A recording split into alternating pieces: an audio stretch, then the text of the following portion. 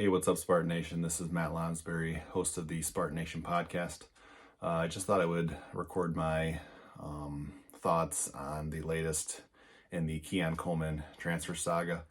I thought we were done talking about this after Keon committed to Florida State, but he keeps popping up in the news. This time after an appearance on a YouTube podcast with a couple of his friends, so I thought I would jump on and share my thoughts on that. For those of you who don't know, on this podcast, Keon claimed that it was always his plan to leave Michigan State and finish his college career at a Southern school. And there's parts of that claim that don't really make a whole lot of sense. And so I thought I would record my opinion on that. If you want to get the hard news angle of this and just get the quotes from Keon, I did write a story which you can find on our Facebook page, Spartan Nation, or you can Google Spartan Nation SI and our website will come up. If you click on that, it should be the top story on our website, and you can see Keon's full comments there. In addition to this claim that it was always his plan to transfer to a Southern school to finish his college career, Keon also talked about the impact that wide receiver coach Courtney Hawkins had on his decision to attend Michigan State in the first place. He talks about his time at Michigan State before transferring as a, quote, 2-year sentence that he had to serve before ending up where he wanted to be, apparently, which was a Southern school, either in the SEC or the ACC, which is sure to cause some waves amongst Michigan State's fan base. He also threw a little bit of shade at Michigan State's coaching staff, particularly the offensive coaches, with claims that he could have done more if he was let off the leash, he kind of put it that way during the podcast. He also talked about, not liking the offense, not liking the Big Ten system, which I imagine would be like a run first system is what he felt like it was like.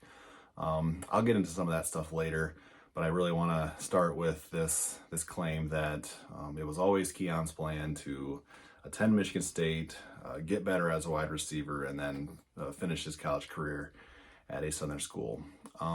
There's parts of that do make sense to me. Like I can see as a Louisiana kid, I can buy the fact that maybe always in the back of Keon's mind, he thought, I would love to finish my career at an LSU or a Florida State, or he visited Ole Miss. So one of these SEC or ACC schools, I can buy the claim that it was always in the back of his mind to transfer to a Southern school, but I can't see it. I don't see it as this grand scheme that Keon had from the time he set foot on campus in East Lansing.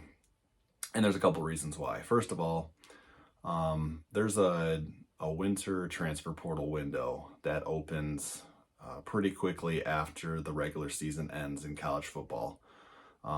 Keon didn't enter the transfer portal during that window, and he didn't enter the transfer portal at the beginning of the spring window before spring practice began. He didn't enter his name until the last day of the spring transfer portal window on April 30th. This is after going through spring practice with Michigan State in preparation for the 2023 season. It seems like if he had this plan laid out to finish his football career at a Southern school, the logical thing would be, as soon as the 2022 season ends, jump in the portal and start searching for this SEC or ACC school to finish your career. That's not what Keon did. He went through spring practice with Michigan State. He waited until the last day of the spring window to enter the portal. Those things don't really line up with this claim that it was always his plan to transfer south. There's a couple of factors that kind of counter the point that I just made. One of those could be that, Keon returned to campus on December 28th. This is about a month after Michigan State's football season ended on November 26th. And when he arrived back on campus on December 28th, I believe he went to a couple of Michigan State basketball practices. And he was kind of preparing maybe for a second season of basketball for Tom Izzo. Keon was coming off of an injury in the season finale in football against Penn State. It's kind of widely believed that this injury that he suffered was a pretty big factor in the decision that he, Mel Tucker, and Tom Izzo made for him to focus on football.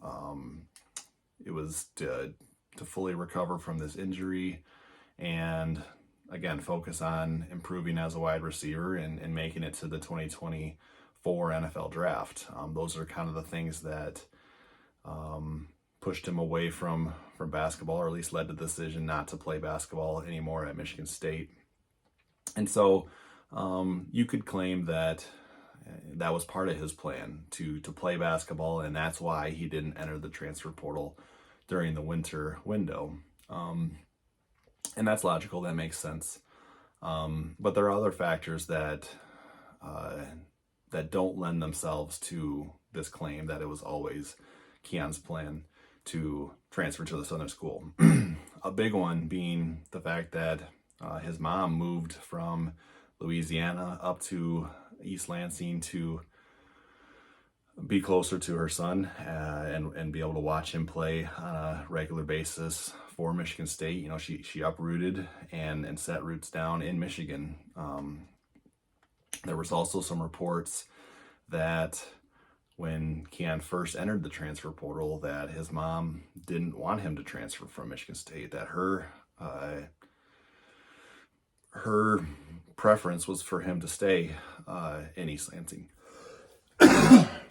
Sorry about that. So again, that's another thing that doesn't line up with this claim that it was always his plan to transfer to a Southern school. So I wanted to share my thoughts on that. And there was a couple other things that I wanted to get to as well. I apologize for the interruptions there. Got a scratch in my throat. Keon calling his 2 years at Michigan State a 2-year sentence is sure to cause some waves amongst Michigan State's fan base, and I'm really curious to know what Michigan State's coaching staff think about those comments. I'm sure they'll be made aware of what Keon said in the podcast.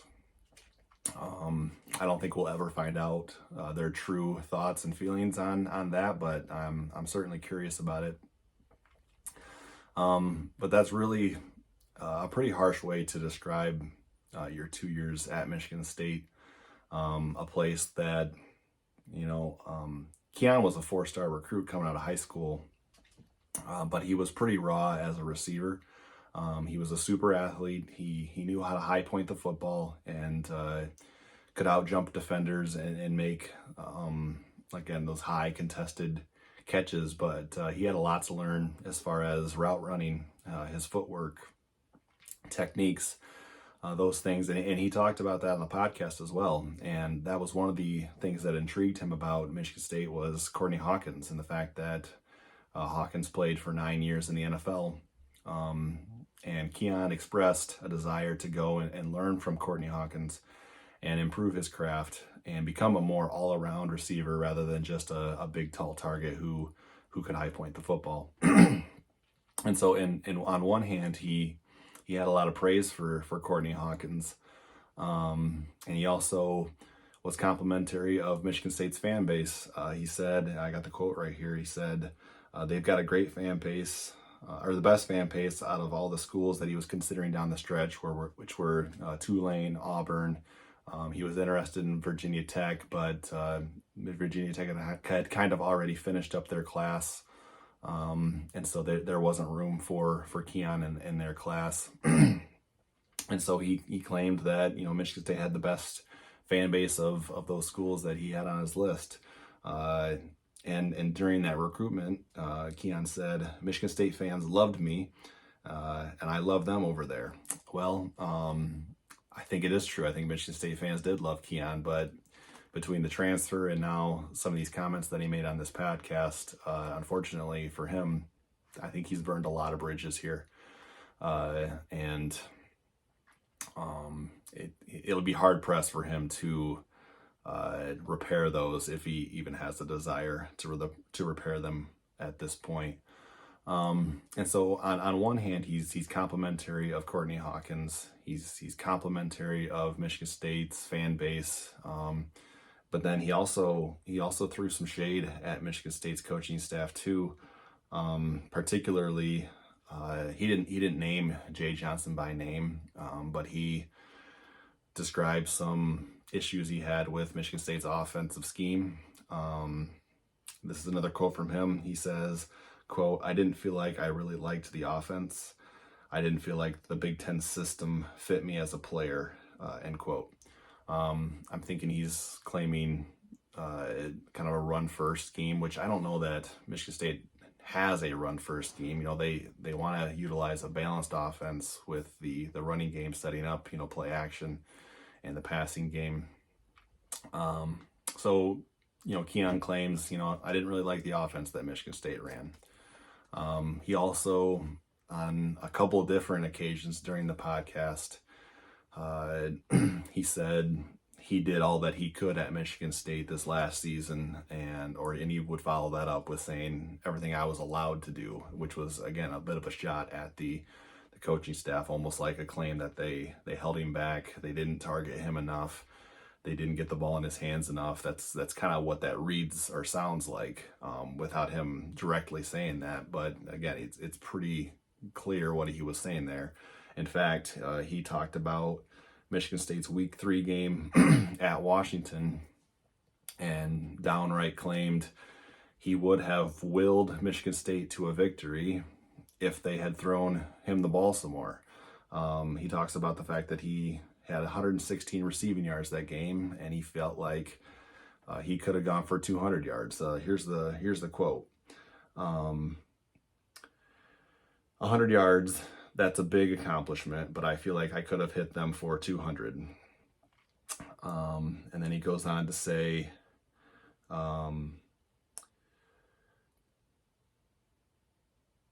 that game let me solidify myself as that he could really compete with the best. And here's the direct quote.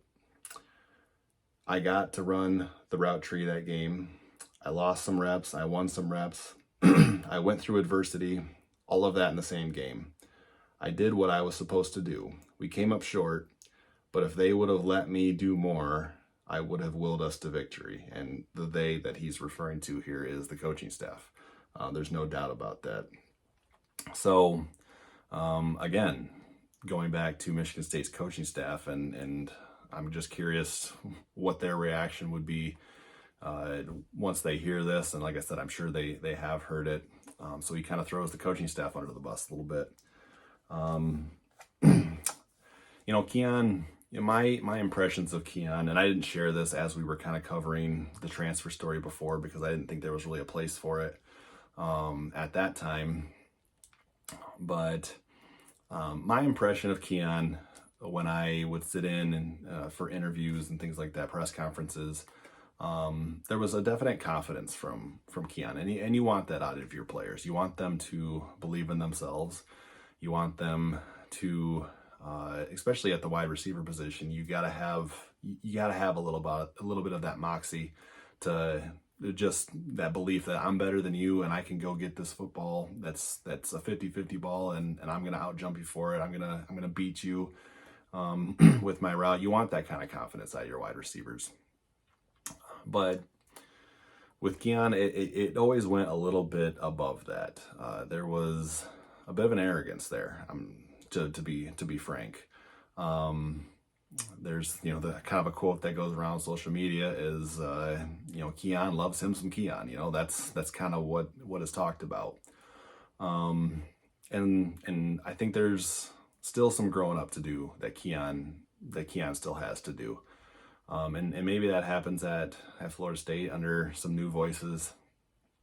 And this isn't to, bury the guy. I'm not trying to heap a bunch of criticism on Keon Coleman. I'm just sharing what my impressions of him, which was a confident guy, but also a bit of an arrogant guy too.